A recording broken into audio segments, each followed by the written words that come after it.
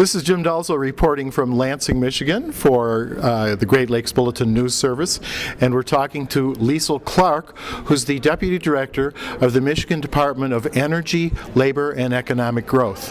Hi, Leisl. Thank you for being with us. Happy to be here. Great. We've been following Jennifer Granholm's green jobs proposals since she unveiled them in February, and they're remarkably comprehensive. They talked about pay-as-you-save. They talked about weatherization programs. They talked about job training and also about growing entrepreneurial jobs through net metering and things like that. A lot of that, she said, she intended to accomplish through the MPSC. Can you tell me a little bit about what kind of progress is being made on that? Oh, sure. There's been a lot of progress, particularly on net metering. There's some rule changes that have been working their way through the MPSC, and I believe they're pretty close to fruition, specifically on net metering.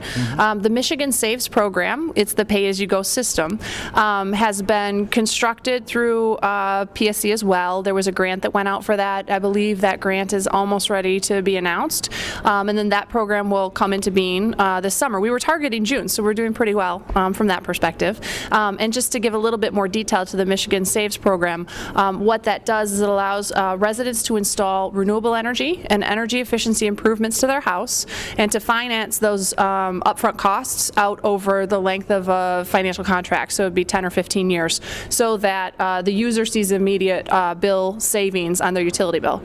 So that was net metering, Michigan Saves, weatherization. Yes. So lots of work on the weatherization front, aided by the ARA dollars, American Recovery and Reinvestment Act. So in the ARA legislation that was signed in February, $243 million are coming to the state to do weatherization projects, and that's targeted at low-income homes, which is defined as less than 200% of poverty level.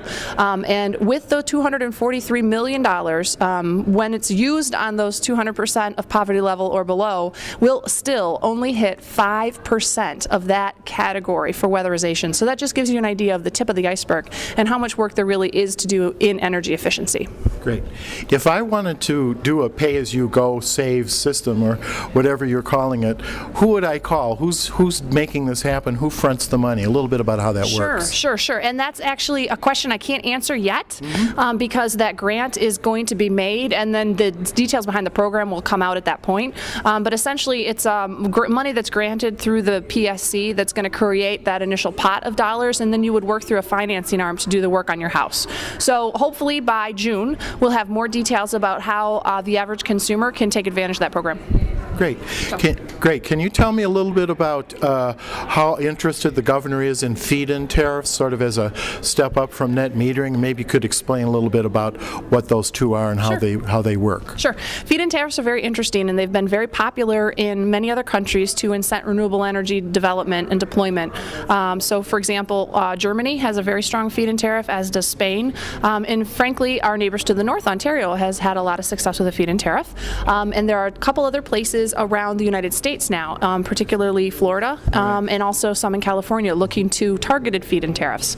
The governor's very interested. However, to put a feed-in tariff into place, what will need to happen is, if it were to be statewide, would be legislative change. There is a bill in the House, Representative Gonzalez's bill, to do that work. But I think really where we're looking right now is two different places. One of the utilities, I can't remember which one, in their RPS filing recommended a small feed-in tariff.